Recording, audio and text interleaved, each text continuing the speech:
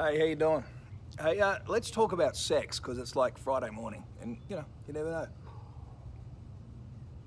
It's funny, isn't it? Like Friday turns up, weekend turns up, and the the sort of expectation is the weekend's coming, so we need to get ready for sex and all that sort of stuff. And it's like any other social norm when you start to investigate it, it just doesn't hold true.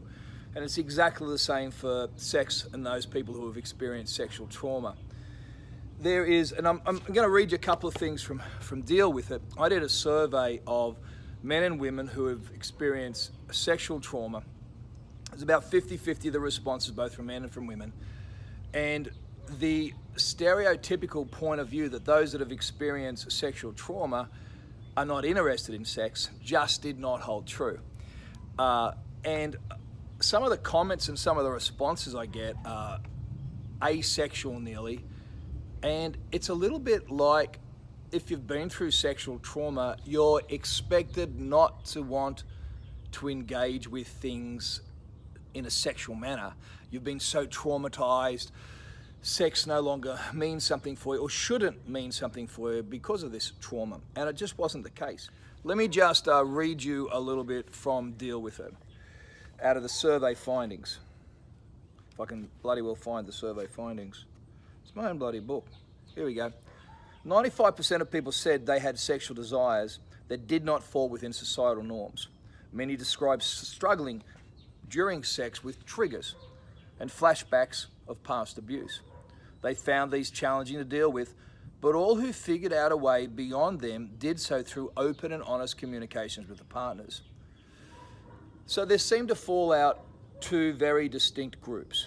Group number one, about 45% of the people that responded had no interest in sex as a result of abuse. They talked about physical intimacy was very difficult for them. To touch in intercourse was a challenge for them. They said they would like to, but they weren't at that stage in their recovery. But then there was a second group, and the remaining 55% said they were very interested in sex themselves, and in fact would see themselves in some ways as hypersexual according to a societal norm, which, who defines normal anyway, Now within that group two, 25% talked about having sexual fantasies and desires they felt they could rarely or never discuss with an intimate partner. Now in this second group that had a range of sexual fantasies or desires that they didn't feel they could play out with a partner because they didn't feel they had the communication to, or if they brought it up to a partner, they found shunned or ridiculed because these fantasies or these desires are outside of societal norms, as I mentioned. A lot of them talked about BDSM. Now that was surprising to me because we've got this view of BDSM as being, really dominating, degrading, etc. But a lot of these people found it very therapeutic. Now, I don't want to get into the psycho babble side of all that. It's not my forte or my qualification. But as a human being, it was very interesting and very touching to have these people talk about their most intimate things and how they were living their entire life unable to express them to someone because they didn't have someone they could trust. I found it very moving that they trusted me with their conversation, and I found it very I found it really sad that they didn't have someone that they could talk about those things with.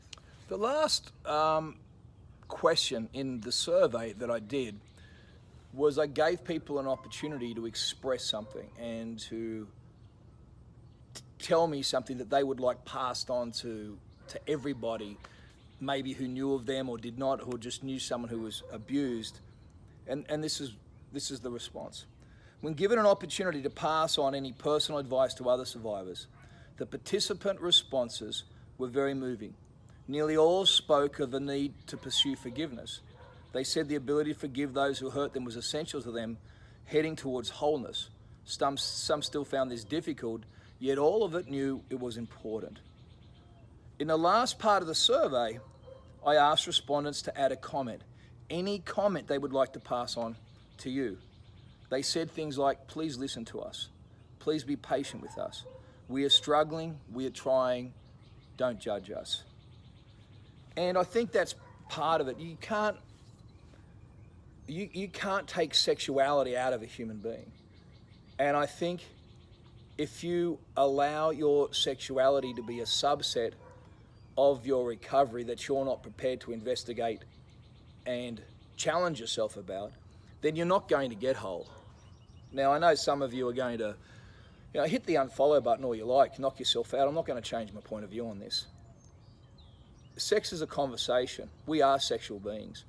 If you are not prepared to unlock that particular door or walk down that particular staircase into the dark room of your sexuality, it shouldn't be a dark room, but that's how many people view it, and have a conversation with yourself and others about it, then, listen to me, you won't get whole. You cannot have a broken piece that big in your bowl of life. You cannot have a fracture that big and expect this bowl of life to be filled with blessing. It just won't happen.